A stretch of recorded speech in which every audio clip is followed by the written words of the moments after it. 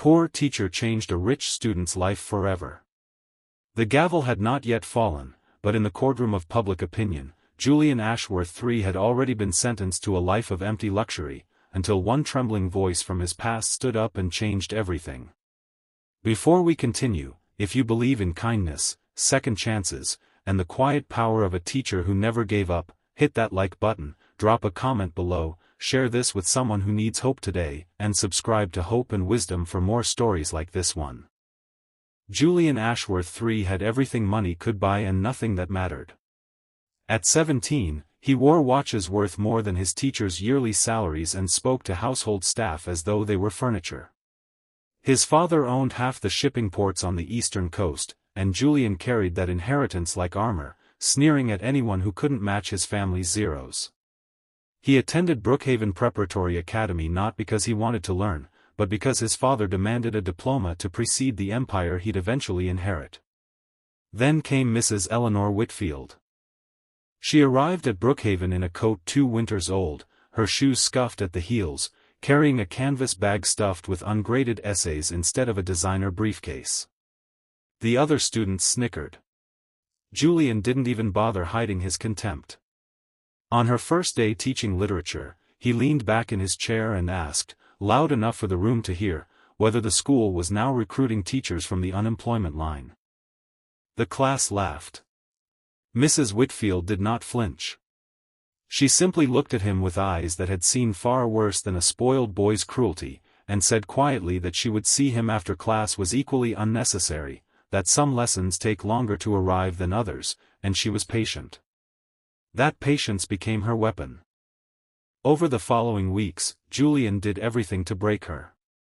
He mocked her clothes, questioned her competence in front of administrators, and once left an anonymous note on her desk suggesting she return to whatever poverty she'd crawled out of. Any other teacher might have quit or retaliated. Mrs. Whitfield did neither. Instead, she began staying after school, grading papers under a single flickering fluorescent light, and every single day, without fail, she asked Julian to stay behind for 10 minutes of extra reading, not as punishment, but as she called it, an investment. He resisted at first, storming out, complaining to his father, who threatened to have her fired with one phone call. But something curious happened during those 10-minute sessions he could not entirely avoid. Mrs. Whitfield never lectured him about money or manners. She simply read to him, Steinbeck, Hughes, Baldwin, stories of people who had nothing and still found dignity, still found love, still found reasons to rise each morning. Slowly, achingly slowly, the walls Julian had built around his heart began to crack. Then, on a gray October afternoon, everything changed. Julian's father's shipping empire collapsed overnight. A fraud investigation, hidden debts, and a market crash converged in a single catastrophic week. The mansion was seized.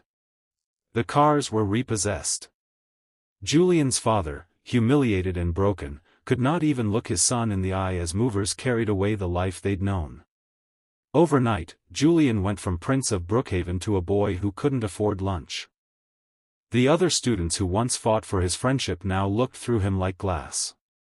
Teachers who'd fawned over his family's donations grew suddenly busy whenever he raised his hand.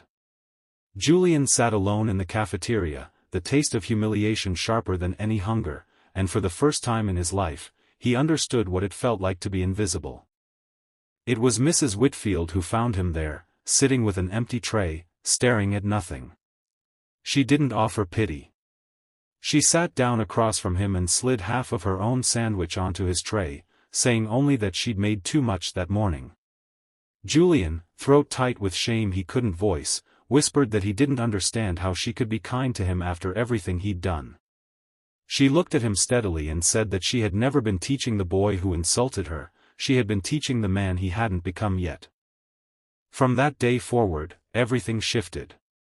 Mrs. Whitfield began tutoring him for free after school, helping him apply for scholarships he once would have laughed at, teaching him not just literature but resilience, how to fill out financial aid forms, how to write a resume, how to walk into a room with nothing but his own worth and still stand tall.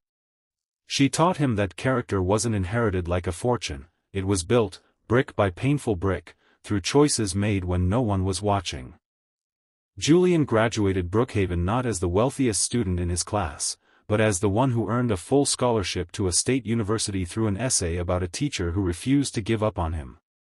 His father, watching from the audience in a borrowed suit, wept openly for the first time in Julian's memory. Years later, Julian Ashworth III became a name known not for inherited wealth, but for the scholarship foundation he built, one that paid for coats, shoes, and canvas bags for teachers just like Mrs. Eleanor Whitfield, the woman who had nothing to give him except everything that mattered. If this story touched your heart even a little, please take a moment to like this video and share it with someone who needs a reminder that kindness always finds its way back around. Your support means more than you know, and it helps this channel keep telling stories worth remembering. Before you go, drop a comment below and tell us, what's the name of a teacher who changed your life? Let's fill this comments section with gratitude for the Mrs. Whitfields of the world. Because somewhere out there, right now, in the golden light of another ordinary afternoon, a teacher in a worn coat is quietly changing a life, and they may never know just how far that kindness will travel.